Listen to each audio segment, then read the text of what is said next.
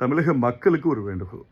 படித்த அறிவாளிகள், அறி அறிவியல் விஞ்ஞானிகள் ஒரே ஒரு விண்ணப்பம் மட்டும் கேட்குறேன். உங்களுக்கு எல்லா உண்மைகளும் தெரியும். படித்தவர்களுக்கு எல்லா உண்மைகளும் தெரியும். மக்களுக்கு ஏன் சொல்லித்தர மாட்டேங்கன்னு தெரில. சொல்லித்தரவே மாட்டேங்க.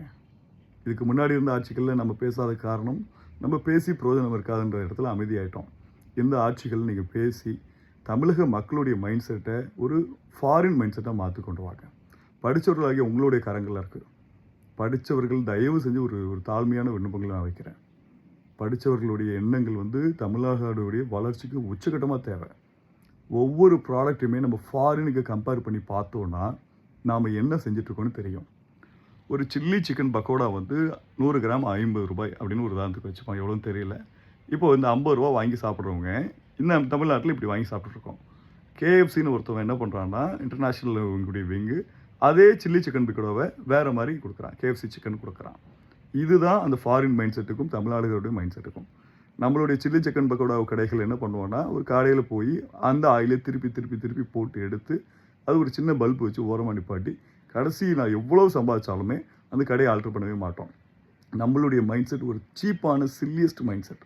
ஆயிலை மாற்றணும்னு நினைக்க மாட்டோம். எதுக்கு நான் புரியுற மாதிரி உங்களுக்கு சொல்கிறேன்னா, அந்த மைண்ட்லேயே வாழாதீங்க. உங்களுக்கு லாபம் நிறைய கிடைக்குதுன்னா அந்த கடையை மாற்றி அமைங்க. கடையை கொஞ்சம் பெருசாக மாற்றுங்க. இல்லைங்க இப்படி இருந்தால் தான் 4 பேர் நான் லாபம் சம்பாதிக்க தெரியாமல் இருப்பான். அந்த லாபம்லாம் என் பாக்கெட்டு வந்துகிட்டே இருக்கணும். லாபங்களை திருப்பி உங்களுடைய கடைகளுக்கு இன்வெஸ்ட் பண்ணுங்கள். ஒரு ஃபாரினில் இருக்கக்கூடிய வியாபாரம் அவங்க ஃப்ரான்ச்சைஸ் பண்ணி வளர்கிறதுக்கு காரணமே அவங்களுடைய குவாலிட்டி மேனேஜ்மெண்ட் காட்டுறதால தான். நீங்கள் என்ன பண்ணுறீங்கன்னா, உங்களுடைய சில்லி மைண்ட் செட்டில் என்ன பண்ணுறீங்கன்னா, கிடைக்கிற லாபங்களை நீங்கள் ஒத்த அளவே எடுத்து சாப்பிட்டுன்னு நினைக்கிறீங்க. ஒரு சமோசா கடை வச்சுருக்கணும் என்ன பண்ணுறான்னா, அந்த ஆயிலை மாற்றாமையே திருப்பி அதையே போட்டு அந்த ஆயில் எவாப்ரேட் ஆகிட்டே இருக்கும். இவர் புது ஆயிலை மேலே ஊற்றிட்டே இருப்பார். அப்போ இந்த பழைய ஆயில் நான் என்ன பண்ணுறதுன்னு ஒரு கேள்வி கேட்பாங்க.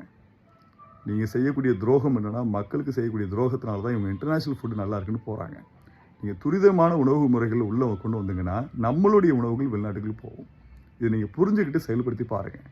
நான் சொல்கிறது, அறிவாளிகள் மக்களுக்கு நிறைய விஷயங்கள் புரிய வைக்க வேண்டிய இடங்களில் மக்களுக்கு சில விஷயங்களை புரிய வைங்க. குவாலிட்டியாக பண்ணுங்கன்னா உங்களுடைய லாபங்கள் உச்சகட்டமாக போய்கிட்டே இருக்கிறது புரிய வைங்க. நன்றி.